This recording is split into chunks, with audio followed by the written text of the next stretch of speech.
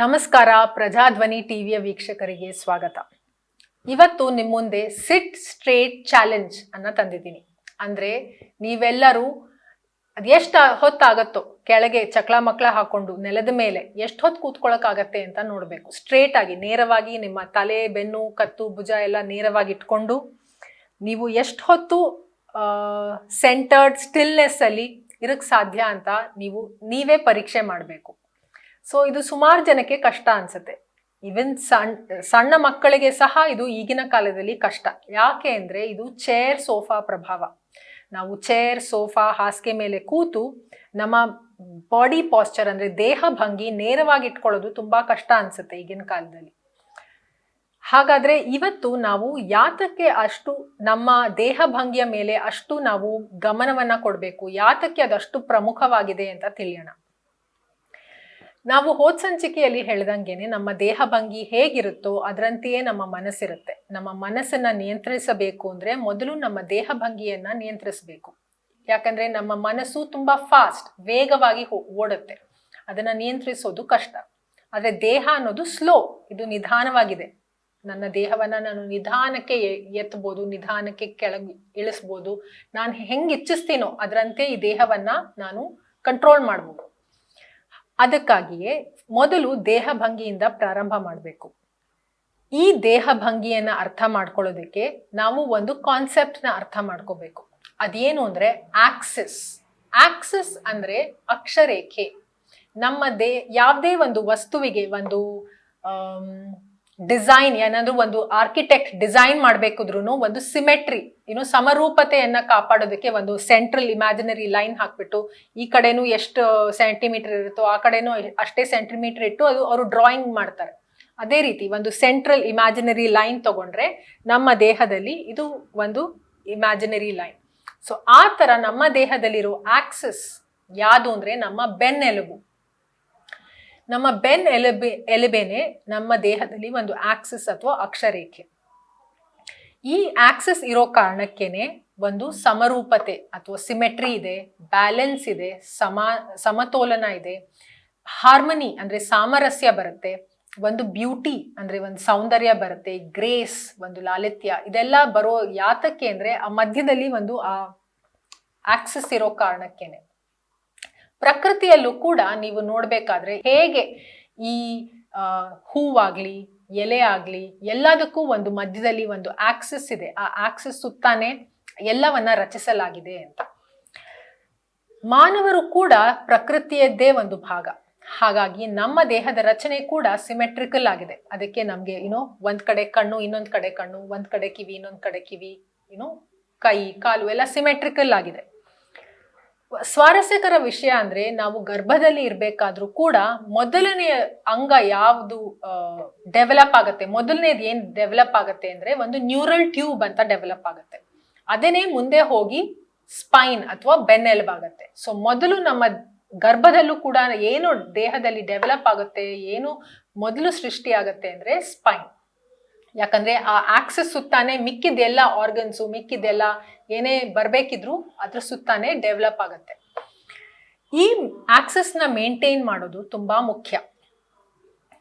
ಆ ಸಿಮೆಟ್ರಿ ಏನಿದೆ, ಆ ಸಮರೂಪತೆಯನ್ನ ಮೇಂಟೈನ್ ಮಾಡದೇ ಇದ್ರೆ, ಅದನ್ನ ಮುರಿದು ಬಿಟ್ರೆ, ಇವಾಗ ನಾನು ಹಿಂಗ್ ಹೋದ್ರೆ ಅದು ನಾನು ಸೆಂಟರ್ಡ್ ಆಗಿಲ್ಲ. ನಾನು ಸೆಂಟರ್ಡ್ ಆಗಿಲ್ಲ ಅಂದ್ರೆ ಬ್ಯಾಲೆನ್ಸ್ ಅಲ್ಲಿ ಇಲ್ಲ ಅಂತ ಅರ್ಥ. ಯಾವಾಗ ನಾನು ಬ್ಯಾಲೆನ್ಸ್ ಅಲ್ಲಿ ಇಲ್ವೋ ಇಂಬ್ಯಾಲೆನ್ಸ್ ಬರುತ್ತೆ. ಇಂಬ್ಯಾಲೆನ್ಸ್ ಬಂದ್ರೆ ಏನಾಗುತ್ತೆ, ಡಿಸ್ ಈಸ್ ಅಂದ್ರೆ ಖಾಯಿಲೆ. ಡಿಸ್ ಈಸ್ ಅಂದ್ರೆ ಲ್ಯಾಕ್ ಆಫ್ ಈಸ್, ಎಲ್ಲಿ ಆರಾಮು ಸರಿಯಾದ ಸ್ವಾಸ್ಥ್ಯ ಇರಲ್ವೋ ಅದೇನೆ ಡಿಸ್ ಈಸ್. ಸೊ ಇವಾಗ ಮತ್ತೆ ಅದನ್ನ ಗುಣಪಡಿಸ್ಬೇಕು ಅಂದ್ರೆ ಆ ಇಂಬ್ಯಾಲೆನ್ಸ್ ಏನಾಗಿದೆ ಮತ್ತೆ ಬ್ಯಾಲೆನ್ಸ್ ತರಬೇಕು. ಆ ಬ್ಯಾಲೆನ್ಸ್ ತರಬೇಕು ಅಂದ್ರೆ ನಾನು ಮತ್ತೆ ಸೆಂಟರ್ಗೆ ಬರಬೇಕು, ಮಧ್ಯಕ್ಕೆ ಬರಬೇಕು. ಆವಾಗ್ಲೇನೆ ಮತ್ತೆ ನನಗೆ ಈಸ್ ಬರುತ್ತೆ, ಮತ್ತೆ ಹೆಲ್ತ್, ವೆಲ್ ಬೀಯಿಂಗ್ ಎಲ್ಲ ಬರುತ್ತೆ. ಇದು ನಾವು ಹೋದ ಸಂಚಿಕೆಗಳಲ್ಲೂ ಹೇಳಿದೀವಿ. ಅದಕ್ಕಾಗಿಯೇ ವೇದಿಕಲ್ಲಿ ಏನ್ ಹೇಳ್ತಾರೆ ಅಂದ್ರೆ centering is the best medicine. ಇದುವರೆಗೂ ನಾವ್ ಕೇಳಿರೋದು laughter is the best medicine ಅಂತ. ಇದೇನಿದು centering is the best medicine ಅಂದ್ರೆ ಇದೇ ಕಾರಣಕ್ಕೆ. ನಾವು ಮಧ್ಯಕ್ಕೆ ಬಂದಾಗ ಯಾವುದೇ ತರಹದ ಸಮಸ್ಯೆ, ಯಾವುದೇ ತರಹದ ಏರುಪೇರಿದ್ರೂ ನಾವು ಅದನ್ನ ಗುಣಪಡಿಸ್ಬೋದು. ನಮಗೆ ಮಧ್ಯದಲ್ಲಿ ಎಲ್ಲಾ ತರಹದ ಔಷಧಿ ಮತ್ತೆ ಆರೋಗ್ಯವನ್ನ ದೇವರು ಕರುಣಿಸಿದಾನೆ. ಅದಕ್ಕಾಗಿಯೇ centring is the best medicine. ಸ್ವಾರಸ್ಯ ಅಂದ್ರೆ ಮೆಡಿಸಿನ್ ಅನ್ನೋ ಪದದಲ್ಲೂ ಮೆಡಿ ಅಂತ ಇದೆ. ಸೊ ಮೆಡಿ ಅಂದ್ರೆ ನಾವು ಕಲ್ತಿದೀವಿ ಸೆಂಟರ್, ಮೆಡಿ ಅಂದ್ರೆ ಬೇರೆ ಇನ್ನೇನು ಅಲ್ಲ, ಮಧ್ಯ, ಸೆಂಟರ್. ಸೊ ಮಧ್ಯಕ್ಕೆ ಬರೋದೇನೆ ನಿಜವಾದ ಔಷಧಿ. ಅದಲ್ಲದೆ ನಮ್ಮ ದೇಹದಲ್ಲಿ ಸುಮಾರು ತರದ ನೋವು, ಬಾಡಿ ಏಕ್ಸ್ ಅಂತ ಏನ್ ಹೇಳ್ತೀವಿ, ಮೈಕೈ ನೋವು ಬರೋದು, ಅದೆಲ್ಲ ಈಗಿನ ಕಾಲದಲ್ಲಿ ಹೆಚ್ಚಾಗಿ ಯಾಕೆ ಬರುತ್ತೆ ಅಂದ್ರೆ ನಮ್ಮ ಪಾಸ್ಚರ್ ಸರಿ ಇಲ್ಲದೆ ಇದ್ದಾಗ. ನಾವು ಇದನ್ನ ಗಮನಿಸಿರ್ಬೋದು, ನಮ್ಮ ಅನುಭವಕ್ಕೂ ಬಂದಿರುತ್ತೆ. ನಾವು ರಾತ್ರಿ ಸರಿಯಾದ ಪೊಸಿಷನ್ ಅಲ್ಲಿ ಮಲಗದೆ ಇದ್ರೆ ಬೆಳಗ್ಗೆ ಮೈಕೈ ಎಲ್ಲ ನೋವು ಬರುತ್ತೆ. ಯಾಕೆ ಅಂದ್ರೆ ನಾವು ಬ್ಯಾಲೆನ್ಸ್ ಸ್ಟೇಟ್ ಅಲ್ಲಿ ಮಲಗಿರಲ್ಲ, ಹೇಗೋ ಮಲಗಿರ್ತೀವಿ. ಸೊ ಇದರಿಂದ ಅರ್ಥ ಏನಾಗುತ್ತೆ ಅಂದ್ರೆ ಪಾಸ್ಚರ್ ಅನ್ನೋದು ತುಂಬಾ ಮುಖ್ಯ. ಆ ಬಾಡಿ ಏಕ್ಸ್ಗೆಲ್ಲ ಒಂದು ಸಿಂಪಲ್ ಗುಣ ಏನು ಅಂದ್ರೆ ನಾವು ಸೆಂಟರ್ಡ್ ಆಗಿ ಇರೋದನ್ನ ಅಭ್ಯಾಸ ಮಾಡ್ಕೊಳ್ಳೋದು. ಅದಲ್ಲದೆ ನಾವು ಎಷ್ಟರ ಮಟ್ಟಿಗೆ ಸೆಂಟರ್ಡ್ ಆಗಿರ್ಬೇಕು ಅಂದ್ರೆ ನಾವು ನಿದ್ದೆ ಮಾಡ್ಬೇಕಾದ್ರೂ ಸೆಂಟರ್ಡ್ ಆಗಿರ್ಬೇಕು. ಅದ್ ಹೇಗೆ ಅಂದ್ರೆ ನಾವು ಬೆಸ್ಟ್ ಪೊಸಿಷನ್ ಅಂದ್ರೆ ನಮ್ಮ ಬೆನ್ ಮೇಲೆ ಮಲ್ಕೊಳ್ಳೋದು, ಅವಾಗ ಸೆಂಟರ್ಡ್ ಆಗಿರ್ತೀವಿ. ಆದ್ರೆ ಕೆಲವರಿಗೆ ಸೈಡ್ ಅಲ್ಲಿ ಅಕ್ಕಪಕ್ಕ ಮಲ್ಗೋ ಅಭ್ಯಾಸ ಇರುತ್ತೆ. ಅವರು ಕೂಡ ರಾತ್ರಿ ಹೊತ್ತು ಈ ಅಭ್ಯಾಸ ಮಾಡ್ತಾ ಮಾಡ್ತಾ, ಸೆಂಟರಿಂಗ್ ಅಭ್ಯಾಸ ಮಾಡ್ತಾ ಮಾಡ್ತಾ ಅವ್ರಿಗೆ ಇದು ಗೊತ್ತಾಗತ್ತೆ. ಲೈಕ್ ನಾವು ಅರ್ಧ ಸಮಯ ರಾತ್ರಿ ಎಡ ಬದಿ ಮಲಗಿದ್ರೆ ಇನ್ನು ಅರ್ಧ ಬಲ ಬದಿ ಮಲಗೋದು, ಲೈಕ್ ಹಾಫ್ ಹಾಫ್. ಈ ಸೈಡ್ ಅರ್ಧ ಮಲಗಿದ್ರೆ ಆ ಸೈಡು ಅರ್ಧ ಮಲಗಬೇಕು, ಅವಾಗ ಅದರಲ್ಲೂ ಬ್ಯಾಲೆನ್ಸ್ ಬರುತ್ತೆ. ಈ ರೀತಿ ನಾವು ನಿದ್ದೆ ಮಾಡ್ಬೇಕಾದ್ರೂ ಬ್ಯಾಲೆನ್ಸ್ಡ್ ಆಗಿರ್ಬೇಕು. ಇನ್ನೊಂದು ವಿಷಯ ಏನು ಅಂದ್ರೆ ನಾವು ಮೊಬೈಲ್ ನಲ್ಲಿ ಏನ್ ಮಾತಾಡ್ತೀವಿ ಅದು ಕೂಡ actually mobile hand held device. ನಮ್ಗೆ ಲ್ಯಾಂಡ್ ಲೈನ್ ಅಲ್ಲಿ ಹಿಂಗ್ ಇಟ್ಕೊಂಡು ಮಾತಾಡಿ ಅಭ್ಯಾಸ, ಅದಕ್ಕೆ ನಾವು ಮೊಬೈಲ್ ಅಲ್ಲೂ ಹಿಂಗೆ ಮಾತಾಡ್ತೀವಿ. ಆದ್ರೆ ಆಕ್ಚುಲಿ ಮೊಬೈಲ್ ತಯಾರಿಸಿರೋ ಉದ್ದೇಶ ಏನು ಅಂದ್ರೆ ಹ್ಯಾಂಡ್ ಹೆಲ್ಡ್ ಡಿವೈಸ್ ಆಗಿ, ಅಂದ್ರೆ ಕೈಯಲ್ಲಿ ಇಟ್ಕೊಂಡು ಮಾತಾಡೋದಕ್ಕೆ. ನಾವು ಸ್ಪೀಕರ್ನ ಆನ್ ಮಾಡಿ ಈ ತರ ಬಾಯಿ ಮಧ್ಯದಲ್ಲಿ ಹಿಂಗ್ ಇಟ್ಕೊಂಡು ಮಾತಾಡೋದ್ರಿಂದ ಆ ಏನ್ ರೇಡಿಯೇಷನ್ ಇರುತ್ತೆ ಅದು ಕೂಡ ನಮ್ಗೆ ಅಫೆಕ್ಟ್ ಮಾಡಲ್ಲ. ಅದಲ್ಲದೆ ನಾವು ಸೆಂಟರ್ಡ್ ಆಗು ಮಾತಾಡ್ತಾ ಇರ್ತೀವಿ. ಈ ಅಭ್ಯಾಸವನ್ನು ನಾವು ಮಾಡ್ಕೋಬಹುದು. ಸೊ ಹೀಗೆ ಮಾಡೋದ್ರಿಂದ ನಾವು ಎಲ್ಲಾ ರೀತಿಯಲ್ಲೂ ಆ ಸೆಂಟರಿಂಗ್ ಅನ್ನೋದನ್ನ ನಮ್ಮ ದಿನನಿತ್ಯದ ಚಟುವಟಿಕೆಯಲ್ಲಿ ತಂದಾಗ ಆ ಪಾಸ್ಚರ್ ಅಲ್ಲಿ ಸೆಂಟರಿಂಗ್ ಬರುತ್ತೆ. ಅದಲ್ಲದೆ ನಮ್ಮಲ್ಲಿ ಒಂದು ಗ್ರೇಸ್ ಬರುತ್ತೆ. ಗ್ರೇಸ್ ಅಂದ್ರೆ ಒಂದು ಸೌಜನ್ಯವಾಗಿರೋದು, ಒಂದು ಲಾಲಿತ್ಯವಾಗಿರೋದು. ನಾವು ಇದನ್ನ ಪ್ರಾಣಿಗಳಲ್ಲೂ ನೋಡ್ಬೋದು. ಒಂದು ಹುಲಿ ಅಷ್ಟು ಕ್ರೂರವಾದ ಪ್ರಾಣಿ ಆಗಿದ್ರೂ ಸಹ ಅದು ನಡೆಯುವಾಗ ಎಷ್ಟು ಗ್ರೇಸ್ಫುಲ್ ಆಗಿ ಮೆಜೆಸ್ಟಿಕ್ ಆಗಿ ನಡೆಯುತ್ತೆ. ಯಾಕಂದ್ರೆ ಅದು ಅದರ ದೇಹದ ಪಾಸ್ಚರ್ನ ಅಷ್ಟು ಸೆಂಟರ್ಡ್ ಆಗಿ ಬ್ಯಾಲೆನ್ಸ್ಡ್ ಆಗಿ ಇಟ್ಕೊಂಡು ಕಾಲ್ ಮೇಲೆ ಕಾಲ್ ಹೆಜ್ಜೆ ಇಟ್ಕೊಂಡು ನಡೆಯುತ್ತೆ. ಇದು ನಾವು ಎಲ್ಲದ್ರಲ್ಲೂ ನೋಡ್ಬೋದು. ಲೈಕ್ ಒಂದು ನವಿಲ್ ಇರ್ಬೋದು, ಒಂದು ಆನೆ ಇರ್ಬೋದು, ಜಿಂಕೆ ಇರ್ಬೋದು, ಇದು ಪ್ರಾಣಿಗಳೆಲ್ಲ, ಸ್ವಾನ್, ಪಕ್ಷಿಗಳಲ್ಲೂ ನೋಡ್ಬೋದು ಆ ಗ್ರೇಸ್ ಅನ್ನ ನಾವು ಸಹ ಬೆಳೆಸ್ಕೋಬೇಕು. ವೇದಿಕ್ ಜ್ಞಾನದ ಪ್ರಕಾರ ಏನ್ ಹೇಳ್ತಾರೆ ಅಂದ್ರೆ ಮನುಷ್ಯನಿಗೆ ಒಂದು ಈ ದೇಹವನ್ನ ತಾಳಿದ ಮೇಲೆ, ಈ ಮಾನವ ದೇಹದಲ್ಲಿ ಬಂದಾದ್ಮೇಲೆ ಮೊದಲನೆಯ ಧರ್ಮ ಅಂದ್ರೆ ಈ ದೇಹವನ್ನ ಸರಿಯಾಗಿ ನೋಡ್ಕೊಳ್ಳೋದು ಅಂದ್ರೆ ಅದರಲ್ಲಿ ಒಂದು ಮೊದಲನೆಯ ಧರ್ಮ ಯಾವುದು ಅಂದ್ರೆ ಸೆಂಟರ್ಡ್ ಆಗಿ ಇಟ್ಕೊಳ್ಳೋದು. ಯಾಕಂದ್ರೆ ಈ ದೇಹದ ರಚನೆ ಆಗಿರೋದೇ ಆ ರೀತಿ ಸೆಂಟರ್ಡ್ ಆಗಿ ಬ್ಯಾಲೆನ್ಸ್ಡ್ ಆಗಿರೋದಕ್ಕೆ.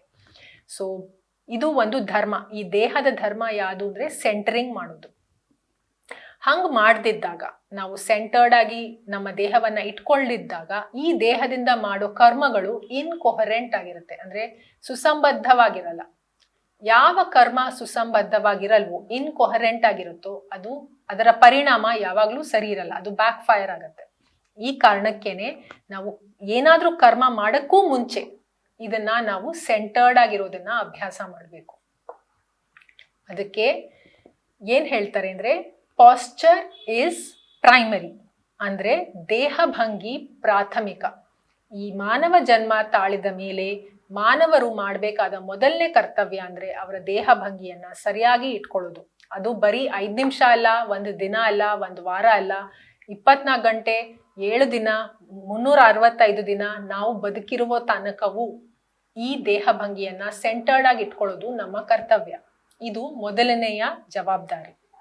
ಹಾಗಾದ್ರೆ ತಿಳಿತಲ್ಲ ಪಾಸ್ಚರ್ ಯಾತಕ್ಕೆ ಅಷ್ಟು ಮುಖ್ಯ, ಆಕ್ಸೆಸ್ ಅಂದ್ರೆ ಏನು, ಯಾತಕ್ಕಿದೆ ಅದು, ಅದರಿಂದ ಏನೆಲ್ಲ ನಾವು ಅಡ್ವಾಂಟೇಜಸ್ ನೋಡ್ಬೋದು, centring is the best medicine ಯಾಕೆ, ಇದನ್ನೆಲ್ಲ ಈ ಸಂಚಿಕೆಯಲ್ಲಿ ಕಲ್ತ್ವಿ. ಮುಂದಿನ ಸಂಚಿಕೆಯಲ್ಲಿ ಇನ್ನೂ ಹೆಚ್ಚು ಕಲಿಯೋಣ. ಅಲ್ಲಿಯವರೆಗೆ ಪ್ರಜಾಧ್ವನಿ ಟಿವಿಯ ವೀಕ್ಷಕರಿಗೆ ಧನ್ಯವಾದ.